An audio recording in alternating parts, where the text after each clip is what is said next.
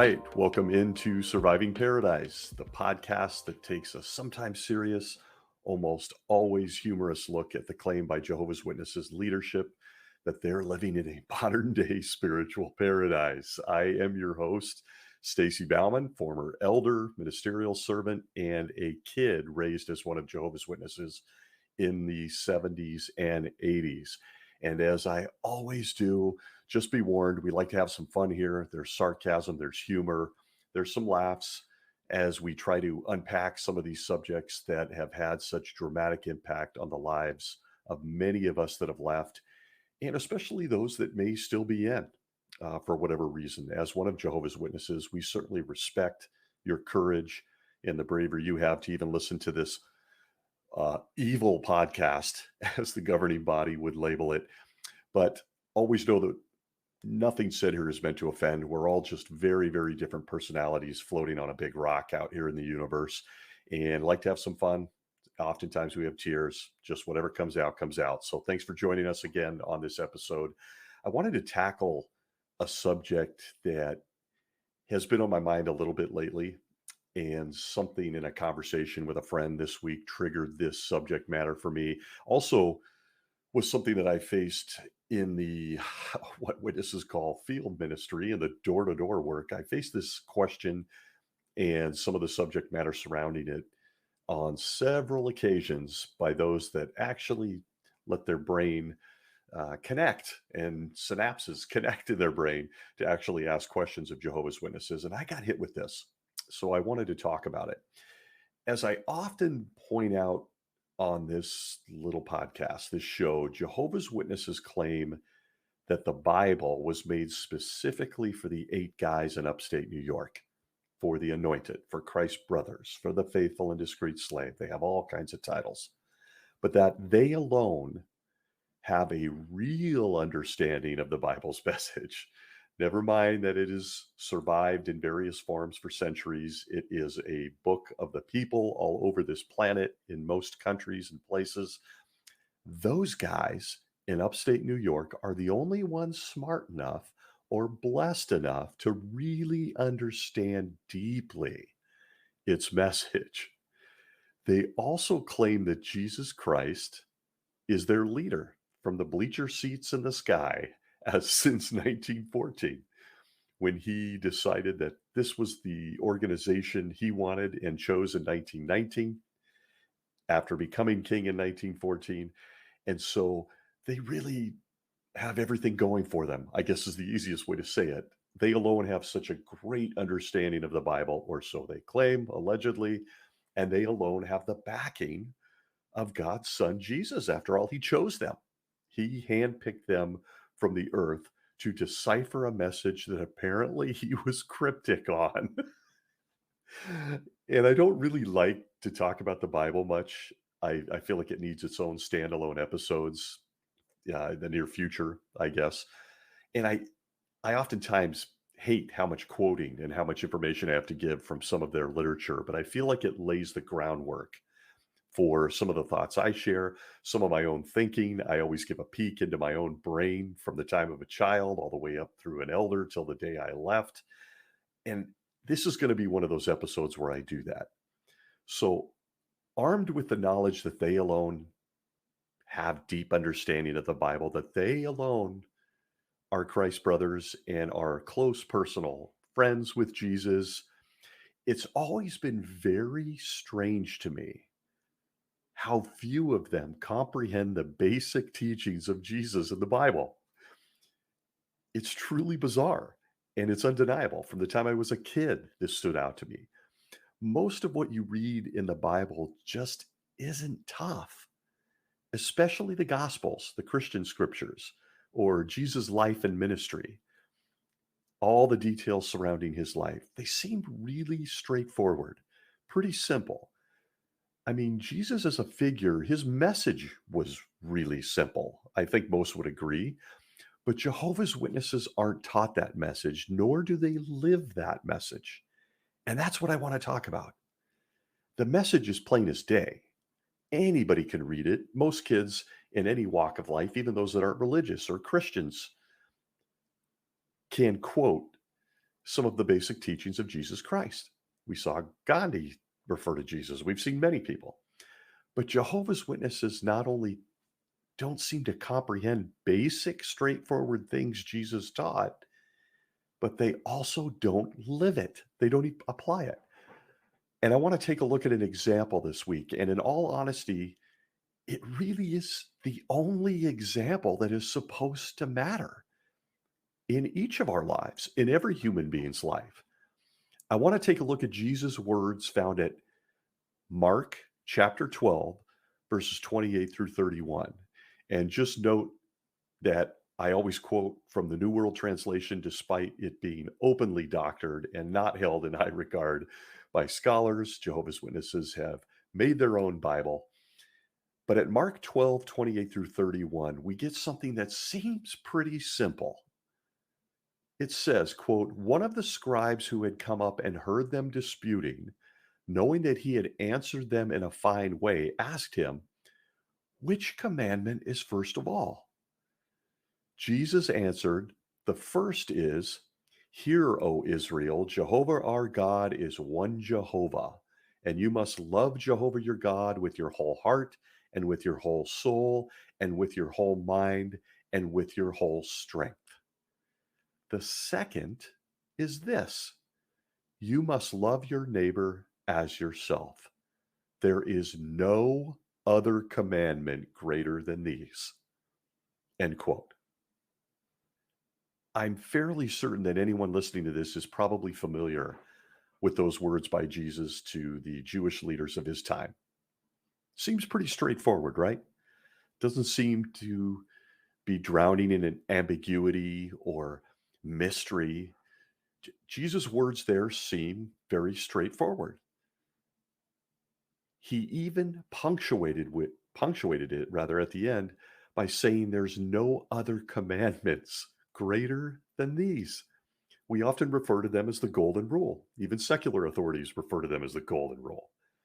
Love Jehovah with everything you got. The second is love your neighbor. So, with that information as the basis and foundation for what I share over the next few minutes, many have wondered, and I got hit with it all the time in the ministry, and I'm sure I'm far from alone. But many people who aren't Jehovah's Witnesses wonder, why don't Jehovah's Witnesses give to those in need? Why aren't they involved in charities? Why aren't they involved in their communities? Why don't they help the hungry, the impoverished? Why don't they donate blood to keep people alive? Why aren't they doing all they can to protect children? Why don't we see them taking leadership roles to impact other people's lives? On and on it goes. And I've often, on several occasions that I can think of right off the top of my head, I've been hit with a question as to whether these people sleep well or not in New York. They're building these massive resorts, particularly true in modern times in upstate New York, while a great many millions in the world live in poverty. They're starving. They don't have basics like clean water or food, or they're sick. So it's left many people that are approached by a Jehovah's Witness or people that are looking on at this religion. What does it exactly mean to Jehovah's Witnesses to love your neighbor? Jesus seemed pretty clear about it. Love them. And there was no greater commandment. It supersedes everything else. But before we even answer that question, I feel really compelled to go one step deeper. I've always felt this next story that I'm about to share is truly the most important story in the entire Bible. Now, look, that's my opinion. Whether someone agrees or not, I totally respect that. But for me, my personality and the way I thought and approached life, I always looked at this story by Jesus as completely undervalued, which may shock you when you figure out what it is, not spoken of enough, certainly not applied, and definitely not practiced by Jehovah's Witnesses anywhere I know. And I'm, of course, in the United States on the West Coast. So before we even get into some of that, I want to share this story. It answers almost every question a person would have in life. It solves almost every problem, every controversy, every danger, every prejudice. Really, a whole litany of things are solved if you just listen in on a few verses, a small story, and then you apply it in your life. I feel like even children or those who aren't the deepest of thinkers can grasp this one. And yet, before I get to the story, the 8 guys in upstate New York don't seem to grasp it, despite their claim that they alone are the smartest people on earth when it comes to the Bible and Jesus talks to them and only them. They've never been able to grasp what I'm about to share with you.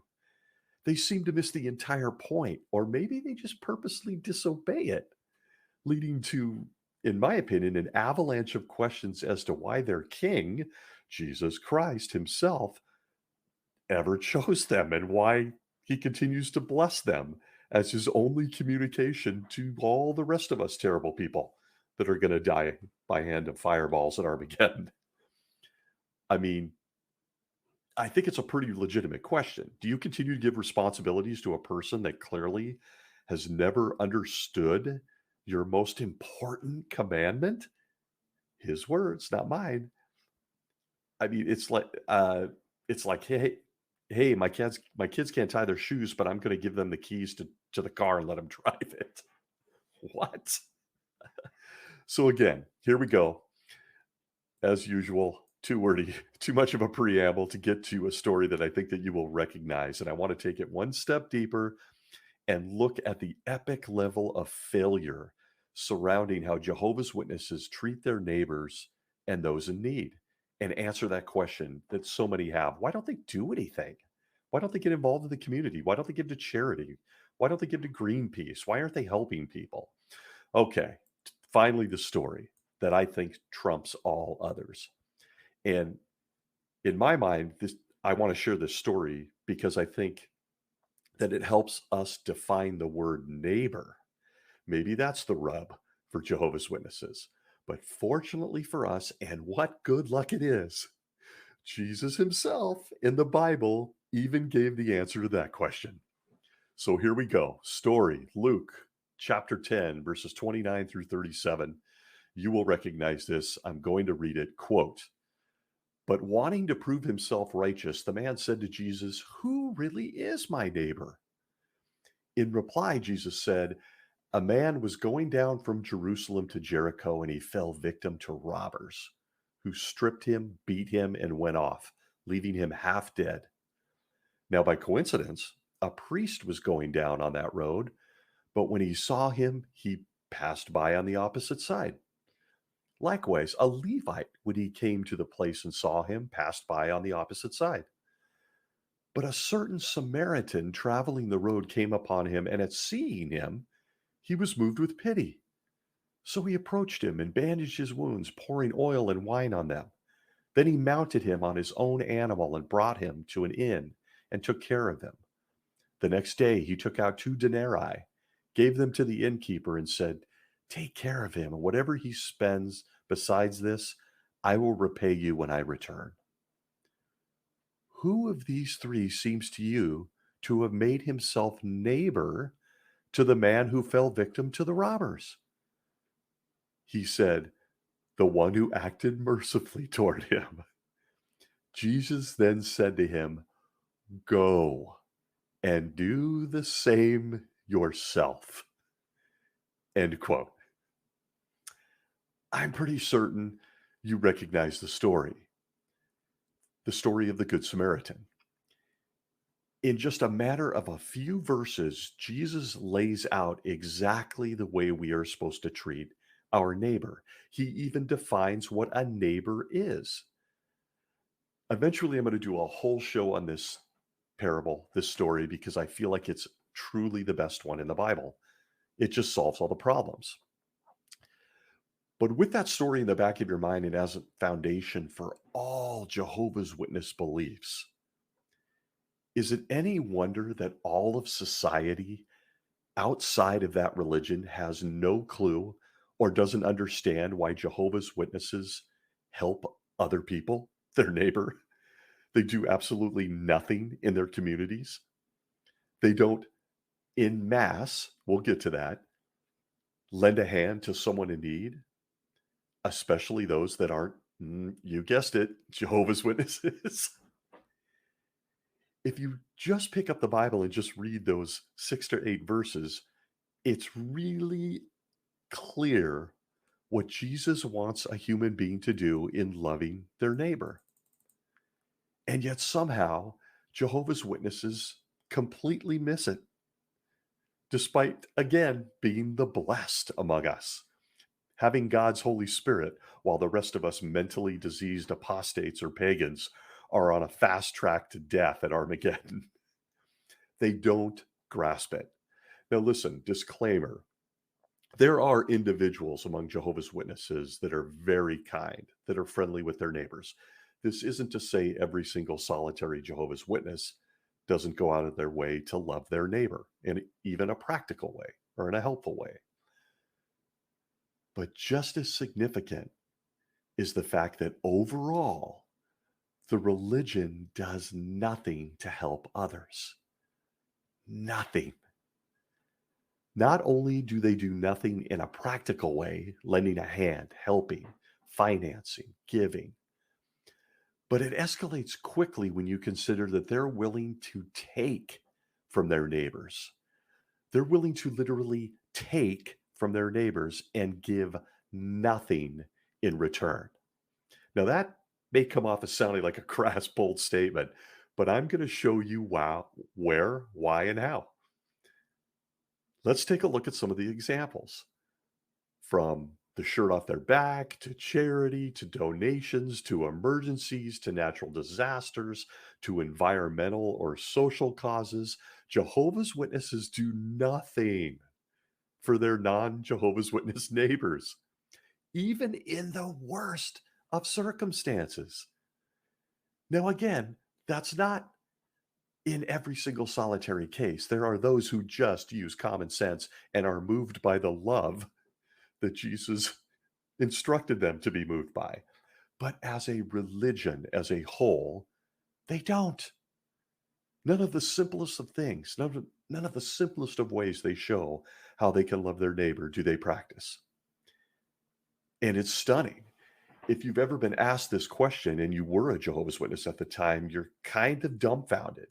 I remember this came up for me with, I think it was Greenpeace, like Save the Whales, which was a really big deal back in the early 80s. I was a kid and someone wanted to know why we weren't interested in that. And look, I'm going to give the answers to why, but it's one example of how Jehovah's Witnesses can turn their eye from all the mayhem, madness, and the needs of their neighbor, and they can easily turn that eye and look the other way. And it's literally a gut punch.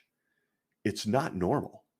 It certainly doesn't fall in the bucket of normal human compassion or empathy. And so why the hell wouldn't people want to know why? When every other religion on this planet encourages its people to give, to volunteer, not Jehovah's Witnesses. Let's take a look at why. I know this is going to shock almost no one, but as you might imagine, it all starts at the top with the 8 guys in upstate New York and the guys that made up the governing body, and before them presidents, and before them voting bodies going back almost a century, and taking a magnifying glass to the leadership of Jehovah's Witnesses. It all starts there. The common Jehovah's Witness gets this advice I'm about to share with you, frequently. Doesn't matter if it's a disaster, doesn't matter if it's a hungry person, doesn't matter if it's your neighbor who's fallen sick and just needs help, doesn't matter if it's a medical need, doesn't matter if I mentioned Greenpeace, Susan G. Komen, Make-A-Wish. The counsel from the guys at the top is always the same. Example, Watchtower of 2017, May, page 7. It says this, and again, It literally takes what we just wrote in the Bible from their Bible and takes just a big dump on it. Excuse the phrase. But the Watchtower of 2017, May, page 7 says, quote, like the neighborly Samaritan in Jesus' illustration, we want to help suffering people, including those who are not witnesses. The best way to do so is by sharing the good news with them. It is important to make clear right away that we are Jehovah's Witnesses and that our primary mission is to help them spiritually, not materially, notes an elder who has helped many refugees. Otherwise, some may associate with us only for personal advantage. End quote. So when asked, how do Jehovah's Witnesses, view this command by their king to love their neighbor as one of two of the single greatest commandments given throughout all of time in the universe? I present to you the words of the governing body that the best way to do so is by sharing the good news with them. Make sure they know you're a Jehovah's Witness. You're not there to help them materially. You're there to help them spiritually. Otherwise, they may just like us because we gave them a sandwich when they were hungry. If this doesn't just blow people's minds, I don't know what is. I could go down any long list of devastating circumstances that a person could be facing. And to Jehovah's Witnesses, the answer to all of them in loving their neighbor is to give them the good news, to preach, hand them a book, ask for a Bible study, give them the latest copy of the Watchtower. It doesn't stop there. To give you an idea of how this message is pounded into the brains of Jehovah's Witnesses, this is one of those subjects that kind of lives under the radar, in my opinion. People talk about it. Not a lot of talks, not a lot of stuff. But the Watchtower of 2003, pages 4 through 7, in the article called, see if you catch something here, Giving That Pleases God. An article that covers things, all things, I should say, in matters of giving to others, to your neighbor. But did you already notice the subtlety of the article title? Giving that pleases God. Already planting a seed of guilt. And by the way, I had already thought that Jesus gave us the outline on the type of giving that pleases God in his Good Samaritan parable. Nope, never mind. The governing body of Jehovah's Witnesses is just smarter than even Jesus. They need to remind us what type of giving pleases God, even though Jesus seemed to be pretty straightforward with it in the Golden Rule and then the parable. The article of Watchtower '03 as just one more snapshot of what they do. Maybe I'll give you two. To the minds of Jehovah's Witnesses, again, probably good people that want to love their neighbor, want to help them, whether it's a flat tire, whether they're hungry, whether they're elderly and need a trip to the grocery store. They get this messaging. Quote, Watchtower of '03, pages 4 through 7 says, yet sharing the good news of God's kingdom with all sorts of people glorifies God because preaching accomplishes God's will and opens the way to everlasting benefits for those who accept the divine message. Why not listen to what Jehovah's Witnesses have to say the next time they call? They come with a spiritual gift, and they know that this is the best way that they can give to you. End quote. That's the giving that pleases God according to the governing body. I could spend an hour unpacking just this one reference. I, I go back and I read the Golden Rule again, and I go back and read the parable of the Good Samaritan, and in nowhere in either of these teachings by their king, the guy they claim talks to only them, does he mention anything about preaching. I didn't see the Samaritan bend over the crumpled corpse of the guy beat to death by robbers and laying there on his last breath and say, hey, I've got a new book and magazine for you. How about a Bible study? Didn't happen. But the governing body would have their people believe that's the best thing they could give someone. That's loving your neighbor. Never mind if you're homeless or you're hungry or you might need blood to live. I've got a book for you. And again, I ask, does any of this match the simple, straightforward, loving message slash command slash parable given by Jesus himself? As you look at that parable of the Good Samaritan, and I really do want to break that down in an episode, all it talks about is that he was binding him up, he was feeding him. He spent money with the innkeeper for his health care, for food. He gave him a place to live out of the elements. But none of that is comprehended or taught by the governing body of Jehovah's Witnesses as a critical piece of loving your neighbor. Nope. Looky there, someone in need, they're starving to death, they're homeless, they're depressed, they're near suicidal, they've had a crime committed against them, they're in pain. Doesn't matter. I'm here not to give you practical help. Nope. The governing body tells me I should get this Watchtower into your hands, this brand new article in the Watchtower magazine, even though you may be about to freeze to death. I'd love to get you to a hospital or get you a sandwich to eat. But first, I'd like to talk about having a Bible study. It just staggers the imagination. So from that point, you begin to see, my God, I've always wondered why Jehovah's Witnesses don't give to charity, don't help anyone out. They're not involved in their communities. But I got one more.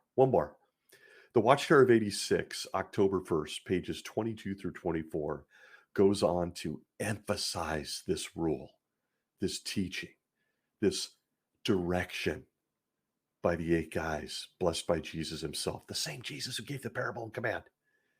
It says, quote, "But while helping others in a physical way, Christians never want to lose sight of their primary obligation, preaching the good news of God's established kingdom.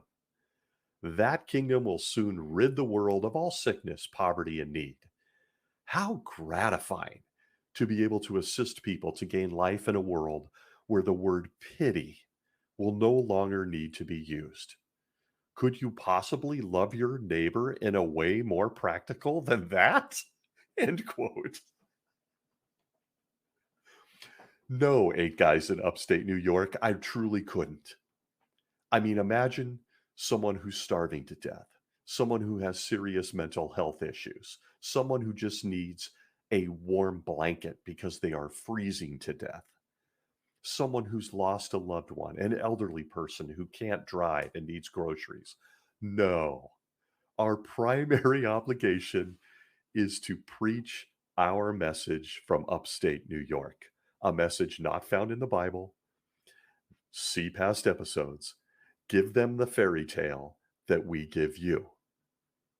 And they go on to condescend to a thinking witness how gratifying it is to assist people. The word pity, it'll be done away with. Sorry you're in this alley and you're addicted to drugs and you're dehydrated. I'm not going to give you water or get you help. Here's a tract on a paradise earth that's never coming. And then to ask at the end of the reference, could you possibly love your neighbor in a more practical way?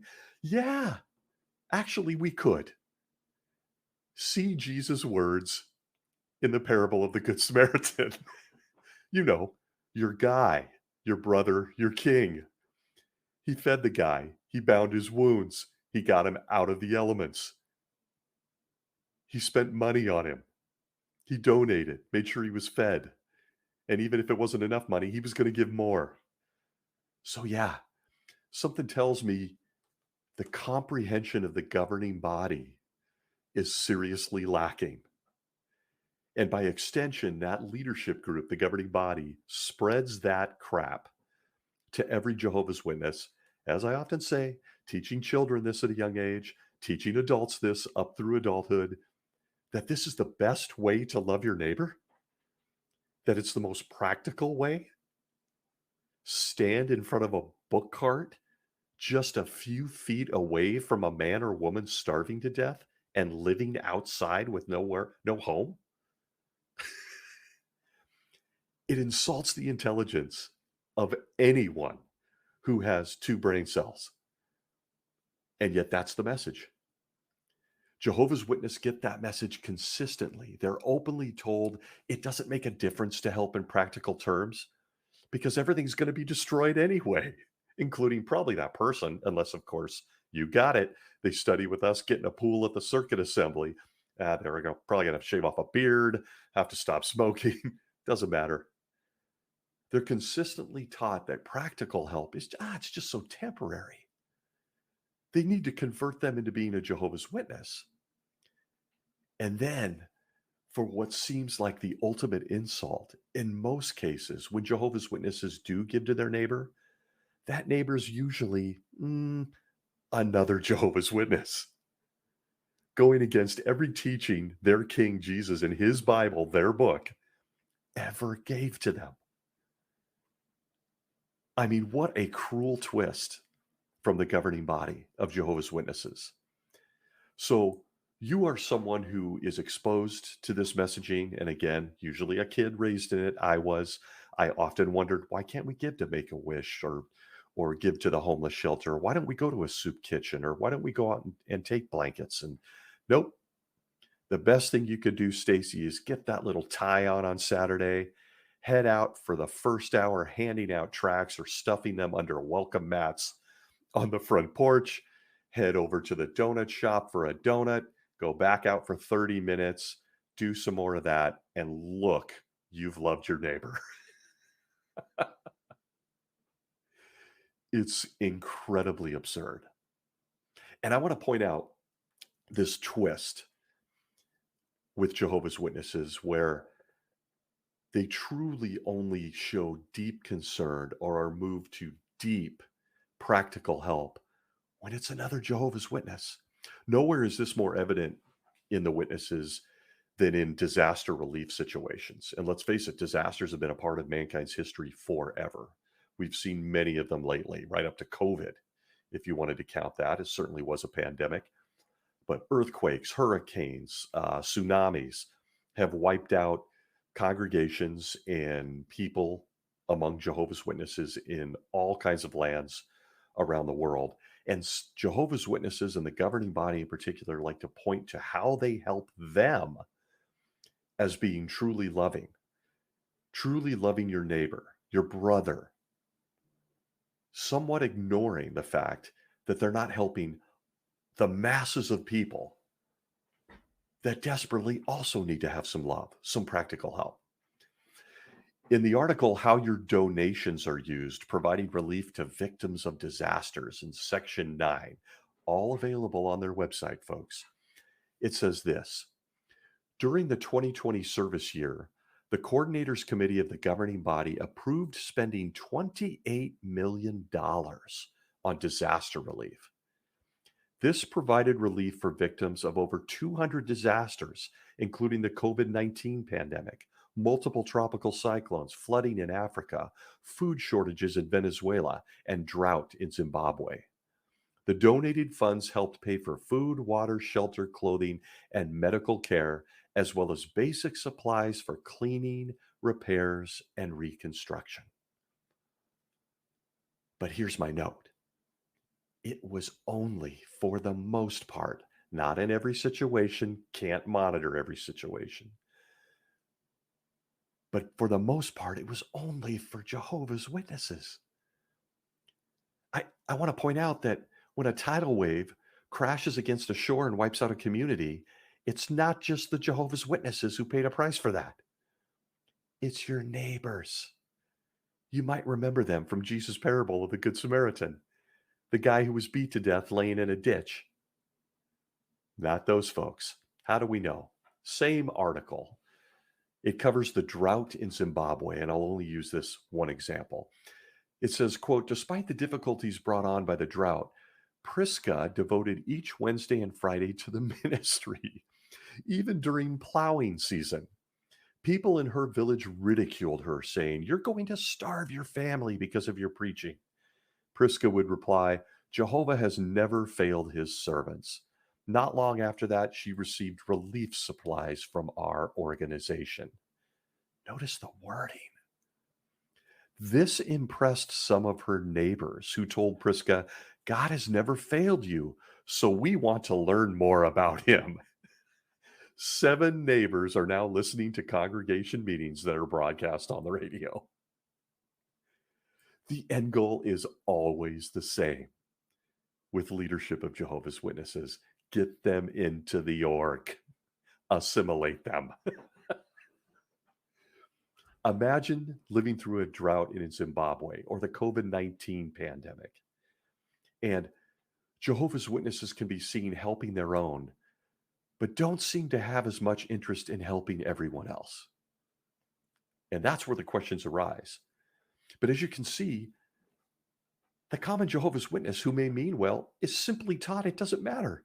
This is all going to get blown up and burned to the ground by God anyway. Practical help isn't the best thing you could do.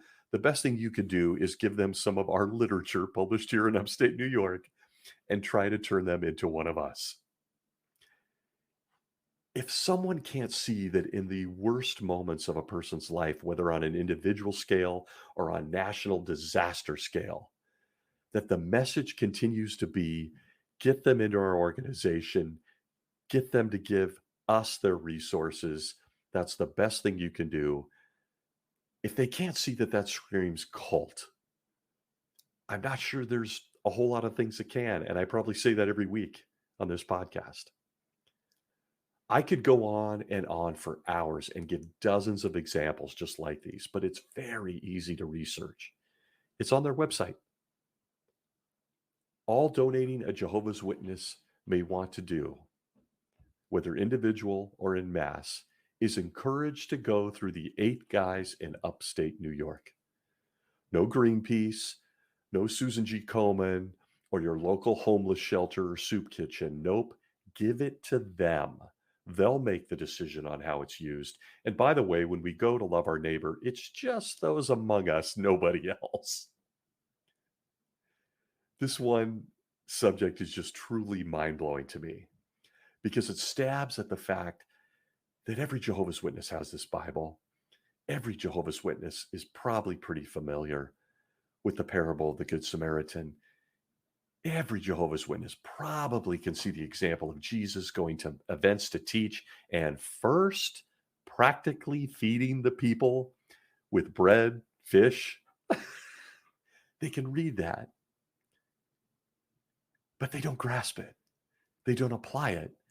It's superseded by this messaging out of upstate New York. When you look at the Good Samaritan, and again, I think it solves all problems, episode coming on that. You look at the story, the Jews, the Levite priest, they passed the guy dying along the road. They walked right past him. They offered no practical help. I don't know, maybe they gave him a watchtower. The account doesn't say. But does that remind you of anyone?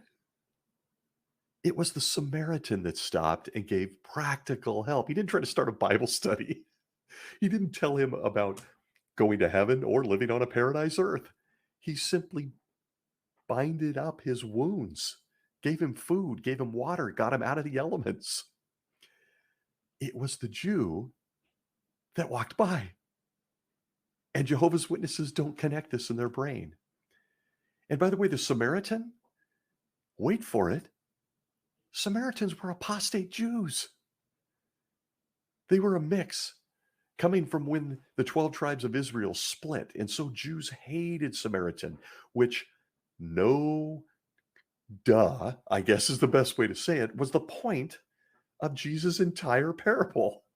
The bad guy, the apostate, was the loving one. He was the one loving his neighbor. Jehovah's Witnesses simply read this parable over and over a bit. They teach it to their kids. They have it in Bible Stories book. And they miss the entire point of it. That Samaritan, that apostate guy, offered practical help, and the Jews hated him. Jehovah's Witnesses can't see the correlation. They don't see that they're the Levite priest, part of Jehovah's temple at that time, walking by someone who desperately needs their help, their charity, their love. The governing body exposes exactly who they are on this subject. They supersede the words of their own leader, and they make it seem, or should I say apparent to Jehovah's Witnesses, that Jehovah himself is only interested in helping Jehovah's Witnesses during times of need, so he can get that person out preaching to the very people he himself was less concerned about when they needed him. Doesn't that make perfect sense? That whole love your neighbor thing his son taught meant getting them to a local kingdom hall and into a pool at the next circuit assembly. Imagine the insanity of that based on the illustration of the Good Samaritan. Help someone by preaching to them so they can in turn go out and preach to people who are also hurting, who need to be preached to. I mean, it is clearly a teaching of men. The governing body wants Jehovah's Witnesses to believe that driving around in your car in circles or standing next to a book cart filled with free literature, often just inches away from a starving homeless person in major cities, is somehow more loving than offering them a sandwich and some hot soup. I'm still looking for where Jesus showed those 8 guys his plan. I saw him feeding people before talking to them, but I may have reading comprehension issues myself, apparently. Again, it seems so simple, so straightforward. While charities or other churches are offering some clothes, a meal, assistance with addiction programs, while organizations are trying to save the environment or eradicate cancer, while others are feeding kids in impoverished countries, Jehovah's Witnesses are more than happy to hand you their latest book or magazine out of Warwick, New York, filled with fairy tales of clean shaven men and women in dresses living in paradise with a pet giraffe. Meanwhile, the person they're handing it to likely is starving to death or may freeze to death on the spot. Somehow, in their minds, all of this translates into loving your neighbor. They completely dismiss what is a basic, straightforward command. You might remember Jesus said it was one of 2 that were the most important. And then he made sure he went deeper for those of us human beings who struggle sometimes. And he gave an illustration that made it very clear how it was you were to love your neighbor. And yet it's all missed by Jehovah's Witnesses. So if you've often wondered why it is that the greater number of Jehovah's Witnesses don't give to charity, don't get involved in their communities, don't help people in need, look the other way, again, oftentimes just feet away from them. Now you know why. This subject of loving your neighbor as one out of 2 of the greatest command Jesus ever gave is widely ignored by Jehovah's Witnesses. And it's tragic. It's not as if those witnesses are people that aren't compassionate or don't have empathy for people. They've just had some of the garbage I read to you on this podcast filled, pushed, pounded into their brains.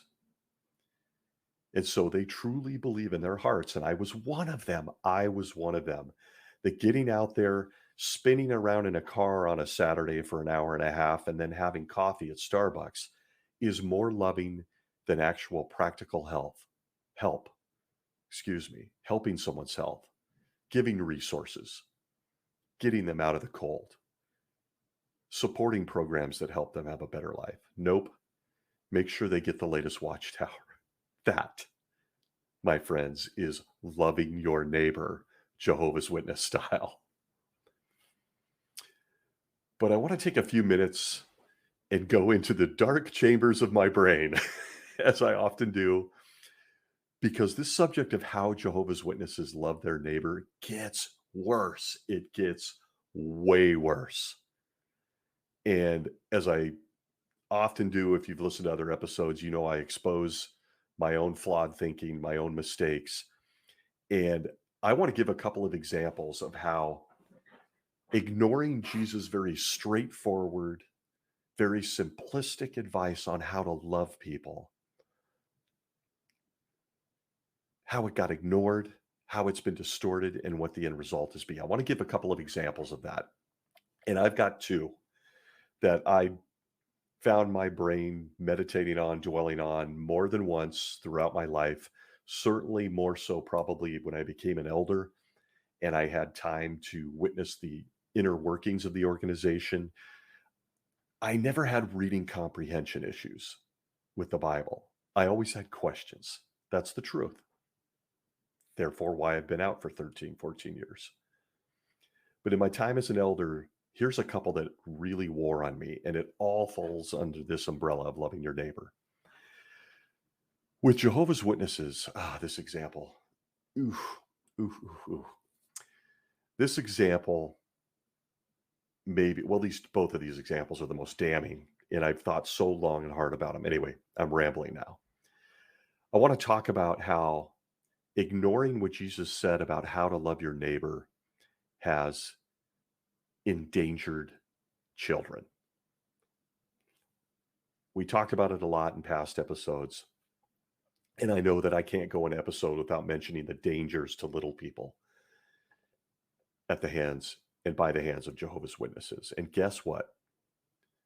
Not only do Jehovah's Witnesses allow their children to be in mental and physical danger in some cases, but they're more than happy to let their neighbors' kids be in danger as well. Imagine having a database of pedophiles, past and present, within Jehovah's Witness congregations worldwide and refusing to give that information to the authorities or to even consider changing your rules on how to handle such a sick crime. But here is something that flies under the radar that makes this entire situation worse.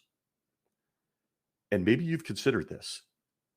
I'm sharing that I have, and it was a factor in me leaving. By not reporting a pedophile in the neighborhood, going to the Kingdom Hall, living in that community, guess who also is in danger? You guessed it. Every other child in that neighborhood and community. Kids that aren't in Jehovah's Witness families. Let that sink in.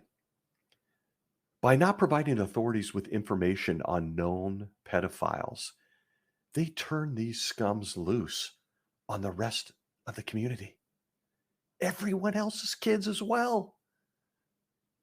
You know, the kids that live in the houses they're then going to on Saturday to preach this good news of the kingdom to.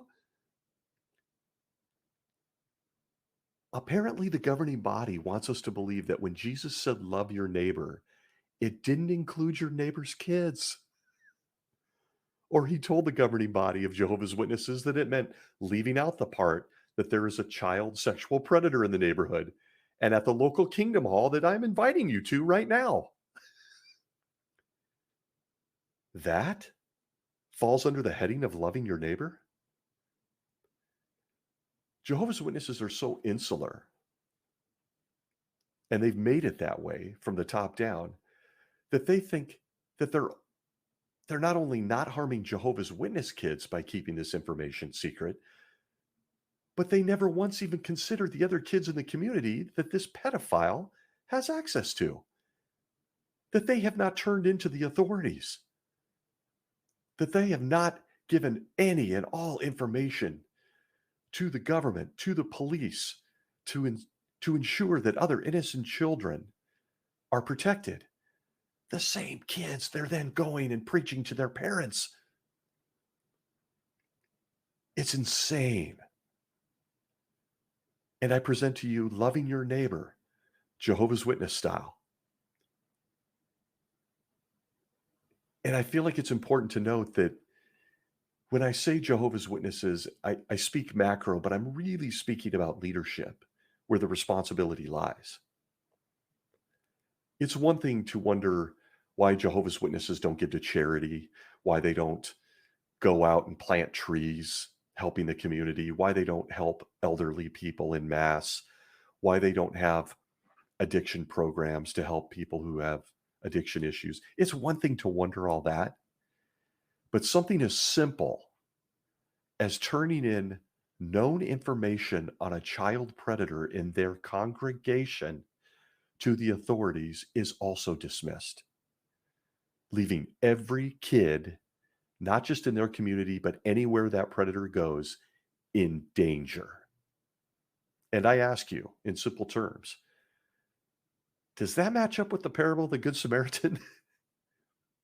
Does that match up with loving your neighbor on any level? Unbelievable.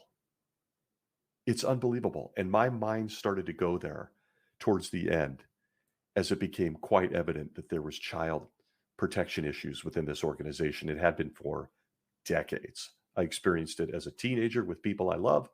I experienced it as an elder. But to think that you go out and tell people that you love your neighbor while sitting on information that would protect their children is beyond words. It's evil, period. But let me give you another example.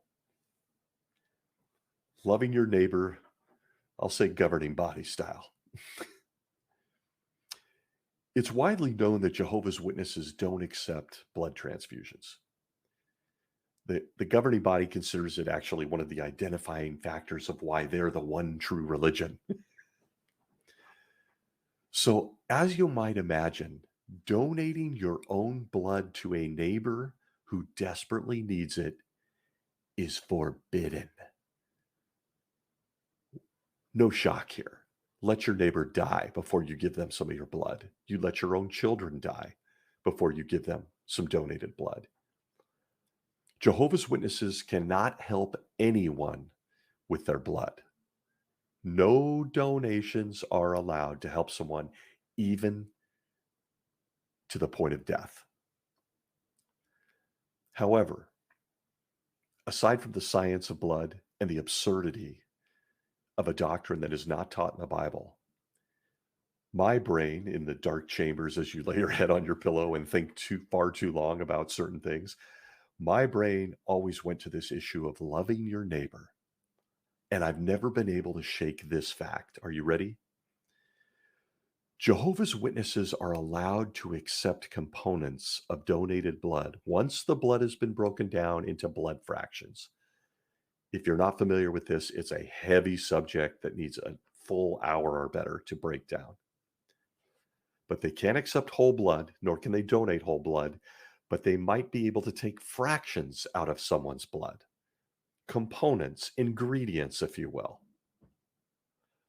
The Watchtower of 2000, June 15th, page 31, said this, quote, beyond that, when it comes to fractions of any of the primary components, each Christian, after careful and prayerful meditation, must conscientiously, decide for himself, end quote. So, under this umbrella of loving your neighbor, you are not to donate your blood to save their life or anyone's life.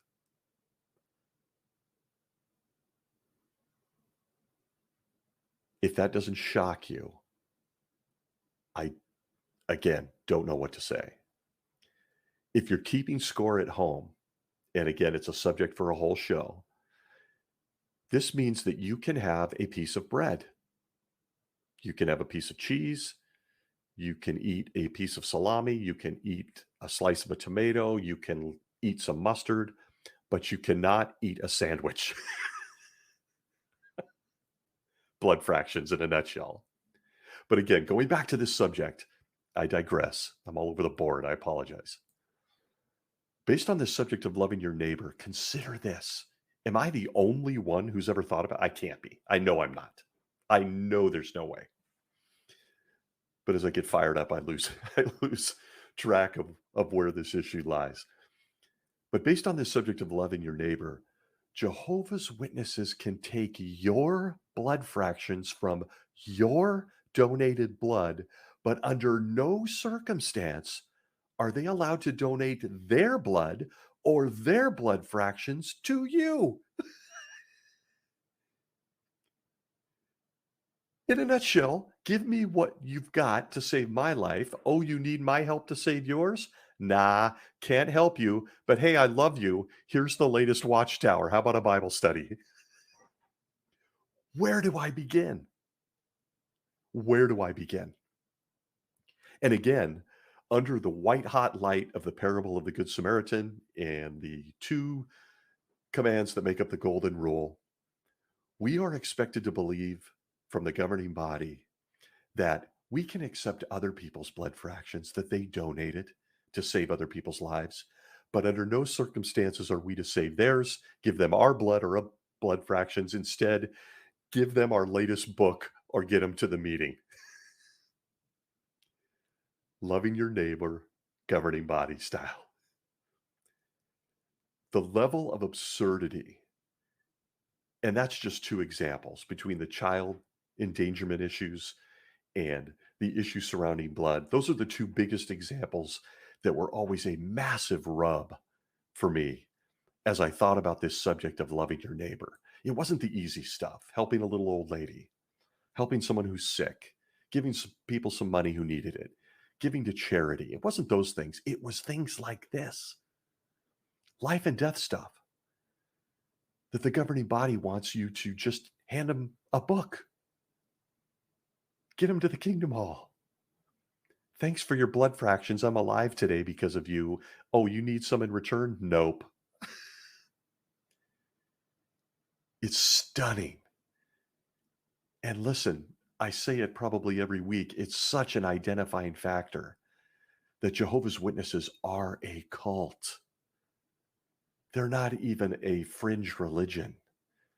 This is being run by men who have reading comprehension issues on some of Jesus' most basic teachings. Going back to the Bible in conclusion, here's just a reminder of what their book, the one they understand better than all the rest of us, says. At James chapter 2, verses 14 through 18, it says this: Of what benefit is it, my brothers, if someone says he has faith, but he does not have works? That faith cannot save him, can it? If any brothers or sisters are lacking clothing and enough food for the day, yet one of you says to them, Go in peace, keep warm and well fed, but you do not give them what they need for their body, of what benefit is it? So too by faith by itself without works is dead. End quote. The Bible is very simple on this matter of loving your neighbor. You notice at James 2, he doesn't mention, hey, my primary mission here is, according to the governing body, is that I am to preach the good news of the kingdom, tell you about a fantasy not taught in the Bible. I am not going to give you any food, get you out of the elements, or save you from that life-threatening addiction, or protect your kids, or maybe donate blood. No, I'm going to try to encourage you to be a Jehovah's Witness.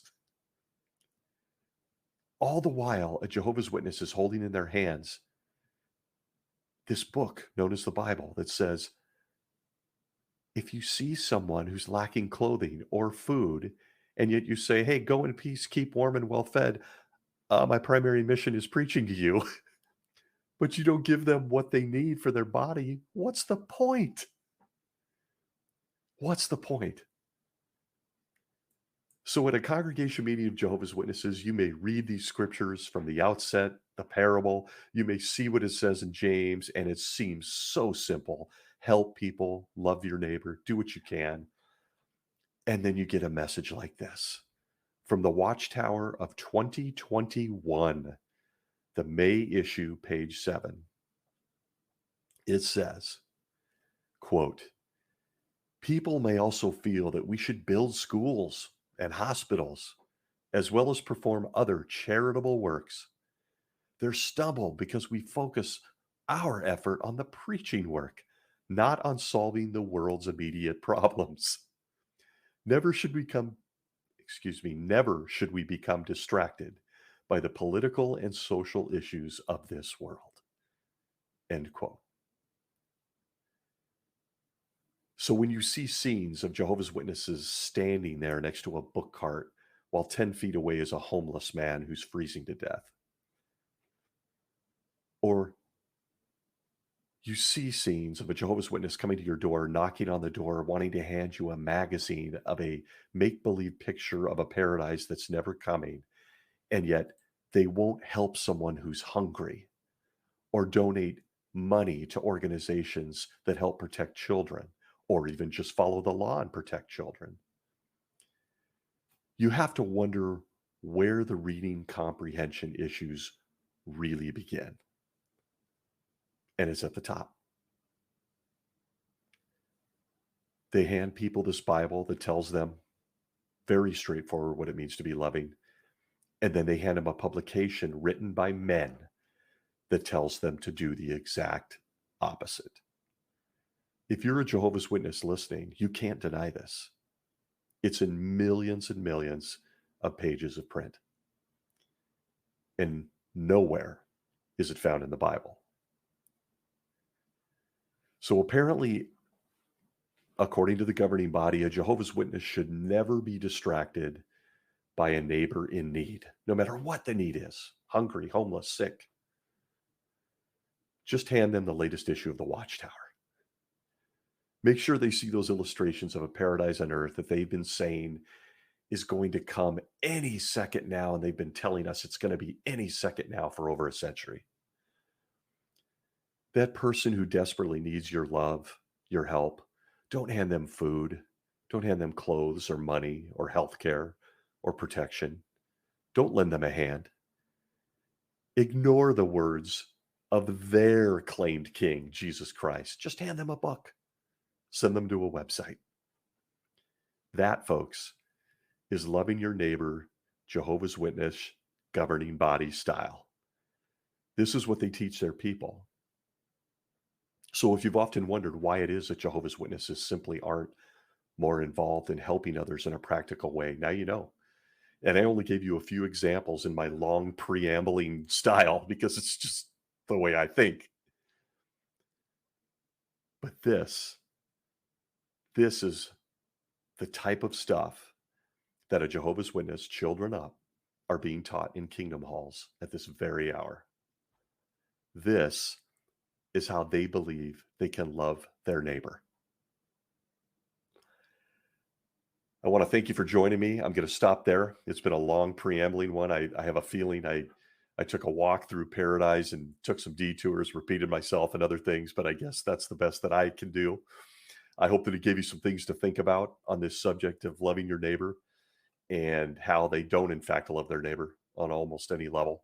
I appreciate all the comments, all the feedback. Thanks again to everyone. I really do try to get back to you. I hope that everyone is safe out there, and I hope that, again, you're doing well. When it comes to this subject of loving others, it isn't hard. It's very, very simple. Look out for the best interests of everyone around you. And whether you're a Christian or not, that parable in the Bible, I think, is one of the finest stories ever told in any literature or any culture on this earth. Apply it. I'll see you next week. Excuse me. Be well.